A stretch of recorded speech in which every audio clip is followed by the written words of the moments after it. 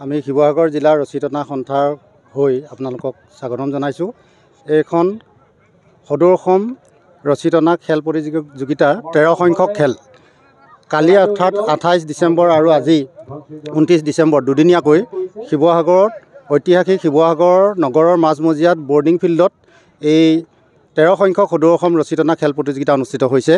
আমি শিৱসাগৰ জিলা সন্থাৰ হৈ সকলোকে আমি স্বাগতম জনাইছোঁ।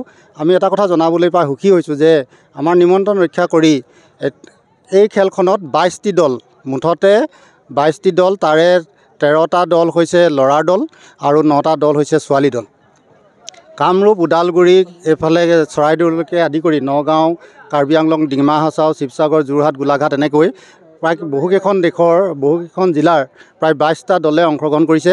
আমাৰ প্ৰথম উদ্বোধনী অনুষ্ঠান সতী বীৰাংগনা বিশ্ববিদ্যালয়ৰ সতী সাধনী বীৰাংগনা সতী সাধনী বিশ্ববিদ্যালয়ৰ প্ৰাক্তন উপাচাৰ্য ডক্টৰ জ্যোতিপ্ৰসাদ শইকীয়াদেৱে উদ্বোধন কৰিলে। ইয়াৰ পিছতে আমি খেলখন আমাৰ শিৱসাগৰৰ এজন প্ৰসিদ্ধ ব্যৱসায়ী তথা খেল জগতৰ এজন প্ৰসিদ্ধ ব্যক্তি আমি সকলোৱে চিনি পাওঁ।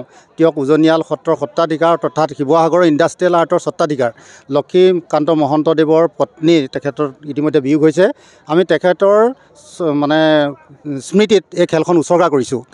আৰু এজন ব্যক্তি জাজি হেমনাথ শৰ্মা মহাবিদ্যালয়ৰ প্ৰাক্তন প্ৰবক্তা আছিলে অধ্যাপক কীৰ্তি দত্ত, তেওঁ আমগুৰি সমষ্টিৰ প্ৰাক্তন বিধায়কো, তেখেতৰ স্মৃতিত এই দুগৰাকী ব্যক্তিৰ স্মৃতিত আমি খেলখন উৎসৰ্গা কৰিছোঁ।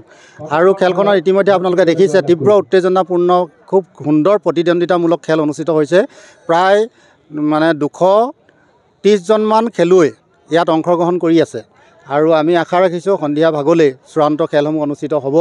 আমি এই খেলখন পৰিচালনা কৰাৰ ক্ষেত্ৰত অসমৰ তথা শিৱসাগৰৰ বহুকেইটা দল সংগঠনে আমাক পূৰ্ণ সহযোগিতা আগবঢ়াইছে।